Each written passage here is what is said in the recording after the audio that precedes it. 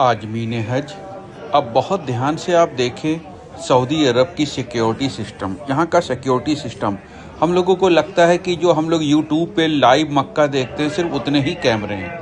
दोस्तों, 1-2-100 नहीं, हज़ारों की तादाद में कैमरे हैं और ऐसे ना जाने कितने सैकड़ों कंट्रोल रूम बने हुए हैं, जिसमें बड़ी बड़ी हम लोगों के घरों में जितनी बड़ी दीवारें होती हैं उससे भी बड़े बड़े टेलीविज़न वहाँ पर लगे हैं, एलईडी लगी हुई है और हर पल हर कैमरे के ऊपर 4-4 घंटे की ड्यूटी के हिसाब से सिक्योरिटी स्टाफ लगा होता है। और एक एक कैमरे के अंदर ऐसी ऐसी टेक्नोलॉजी है कि आपके नाक के बाल तक वो गिन सकते हैं, इतना ज़बरदस्त इंतज़ाम होता है। तो अगर आपका अपना कोई बैग, आपका अपना कोई सामान गिर रहा है तो इनको भी पता है कि वो आपका अपना है और आप अगर उसको उठाएंगे तो ये आपके पास कभी नहीं पहुंचेंगे।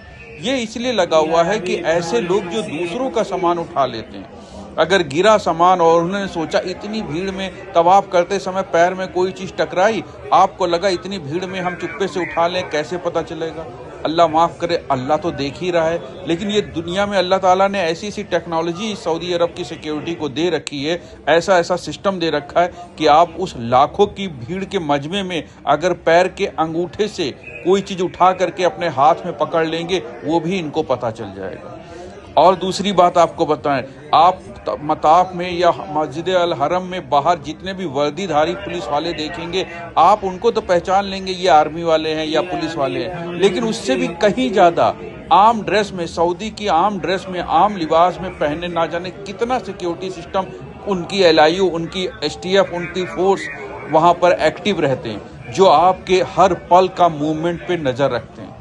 यहाँ तक कि आपको बता दे, जवान तो छोड़िए, अगर 60, 65, 70 साल वाला बुजुर्ग भी किसी गैर महरम किसी औरत को लगातार 40 सेकंड तक देखता रहेगा, थोड़ी देर के बाद पुलिस आके उसको उठा के लेके चली जाएगी।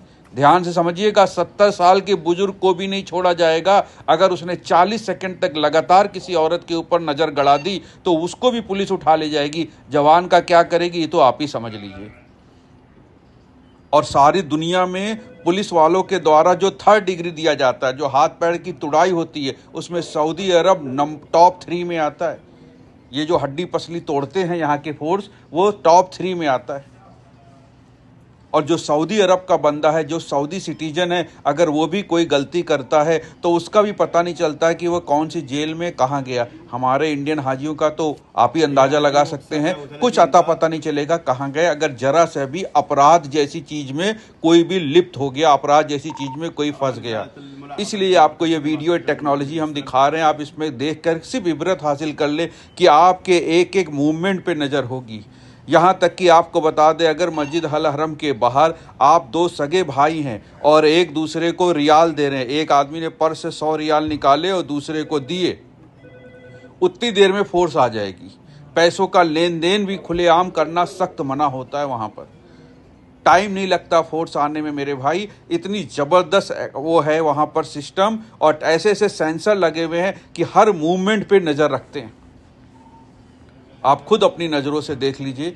इसलिए हमने आपको बताया कि आप किसी दूसरे का सामान बिल्कुल ना उठाएं, और अगर आपका अपना सामान गिर रहा है, चाहे वो आपका पर्स हो, चाहे वो बैग हो, कुछ भी हो, तो अपना सामान जरूर उठा लें, क्योंकि ये जो कैमरे की आंखें हैं ये बात को देख रही हैं कि आपने अपना सामान गिरने पर उठाया है।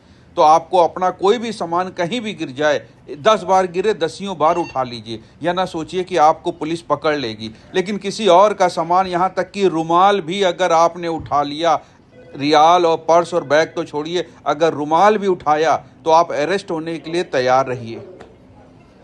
पिछले साल एक हाजी साहब ने गलती करी थी, 3 साल की सज़ा हो चुकी है उनको। उन्होंने मताफ में किसी साहब का बैग उठा लिया था और उठा के लेके बाहर चले आए थे।